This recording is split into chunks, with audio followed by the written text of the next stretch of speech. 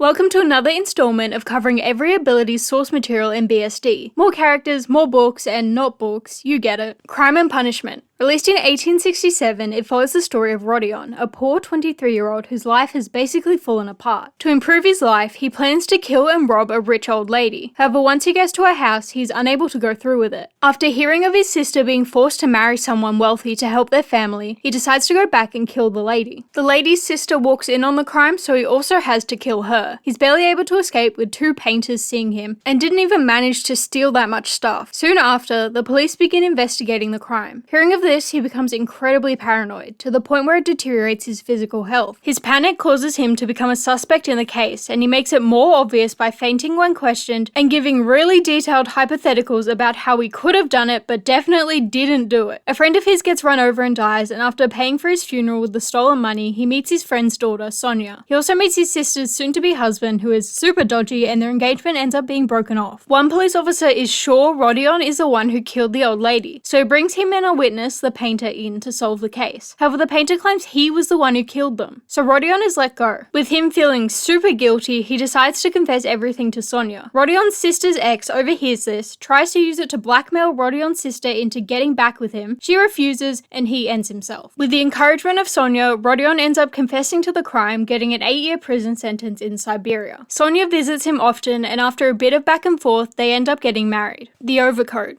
A short story released in 1842. Akaki, an average guy working as a copywriter, is bullied by his co-workers for his old overcoat. He goes to get it repaired but is told it's impossible, so saves all the money he can over a few months to afford a new super fancy one. The new overcoat is so wonderful his work throws him a party to celebrate. On his way home from the party, Akaki is robbed and the coat is stolen. The police don't help him, so he goes to a second party, the general, for help. The general is rude, shouts at him for wasting his time and kicks him out. Akaki gets super sick and with his last breath curses the general before dying. Soon after, it is rumored that a ghost haunts the area and steals people's overcoats. The ghost finds the general, steals his coat, and scares him half to death before disappearing. It ends by telling us another ghost shows up and it looks exactly like the guy who robbed Akaki. Vampirism. Not the title of anything, but is pretty blatantly a reference to 1897's Dracula. A guy named Harker travels to Transylvania to do business with Count Dracula. Locals warn him that Dracula is a vampire, but he still meets with him, gets trapped in his castle, and is nearly killed. He manages to escape by hitting Dracula with a shovel and climbs down the castle walls. In England, a ship full of dirt from Dracula's estate washes up on a beach. Nearby, Harker's fiancée Mina is visiting her friend Lucy and the three dudes who are into her. Suddenly, Lucy gets sick and starts acting super weird. One of the guys, a doctor, can't figure out what's wrong with her, so he asks his teacher, Van Helsing, for help. Van Helsing immediately recognizes she's turning into a vampire and does a bunch of stuff to try to save her, but she dies and turns. She starts attacking people, so they kill her. Harker meets up with them in a mental asylum one of the guys work at, and they all plan to kill Dracula. However, a patient lets Dracula in and he attacks Mina. The guys destroy the dirt, forcing Dracula to return to Transylvania. They chase him, purify the area, and kill Dracula. Mina recovers after his death. Discourse on Decadence.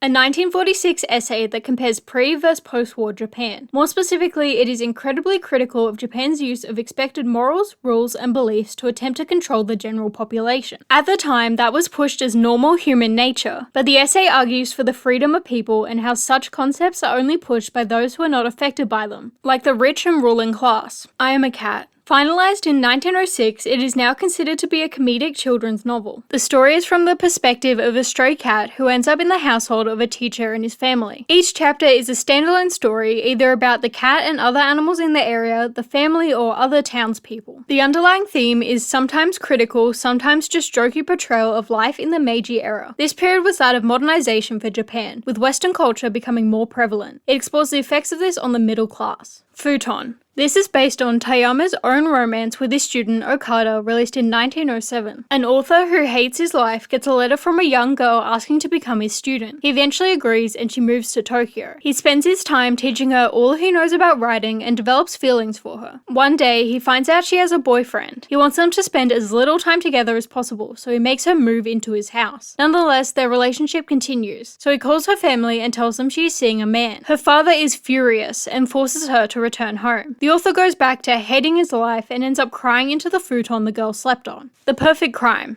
Or this would be about the perfect crime if I could find the bloody book, but I can't. All I know is that it's a detective novel about a locked room murder. Let me explain the real relationship between Oguri and Yoko Mizo instead. Yoko Mizo was a popular mystery novel author, famously the creator of Kosuke Kindaichi, essentially the Japanese Sherlock Holmes. In 1933, he was set to write a story to be published in a Japanese paper, but he came down with the flu and had to stop for his health. The editors had to find someone to fill the gap, and they ended up selecting Oguri. In his first work, The Perfect Crime, was published. It ended up being a huge success, launching Oguri's literary career and leading him to become lifelong friends with Yoko Mizo, who thought the story was much better than whatever he was going to write anyway. Mirror Lion, a kabuki play first performed in 1863 at the Kabukiza Theatre in Ginza. Fun fact, it's only a short walk away from Bar Lupin. A young girl who works as a tea server is asked to perform a dance on New Year's. She performs beautifully, reaching the point in the dance where she is meant to portray a lion. However, the prop mask she uses begins to move on its own, dragging her along with it. The spirit of a lion takes over her body and finishes the dance itself. Priceless Tears. Also a script for a kabuki play written in 1889. This is essentially lost media, with the only information about it available being what the Bungou Stray Dogs wiki admin managed to recover from a Meiji-era book in a library in Japan. The story of their search for it is incredible. A French actress was arrested for some crime, but the Queen decided to both pardon her and give her $120,000. She cried and used the money to chase after her lover.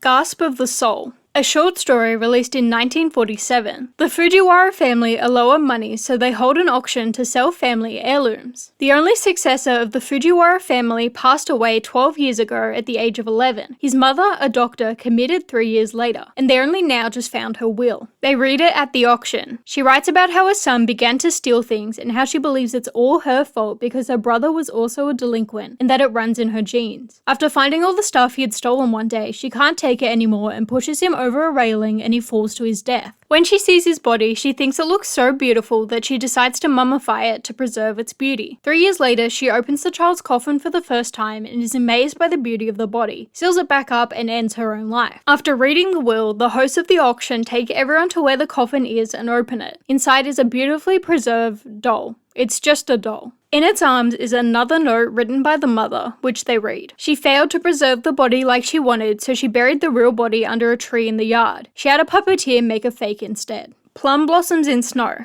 A political novel published in 1886. It starts with two men in 2040 discussing the politics of Japan's Meiji era, before one pulls out two books. The books are set in the 1880s and follow the story of a young politician. He swears to marry a samurai's daughter once he has built his career. To prevent political uprising, the government kills a bunch of people, including the samurai and his wife, leaving their daughter behind. The only possession she is left with is a photo of the man who swore to be her husband. Years later, she goes to a political rally and meets with a politician who she begins to work with. Despite her uncle wanting her to get married, she continues to work with this guy. One day, she shows him the photo of the man who promised to marry her, and it turns out he's actually the guy in the photo. She wasn't able to recognize him due to both time and an illness that changed his appearance. They end up getting married. And that's all I have to offer. Thank you for your time.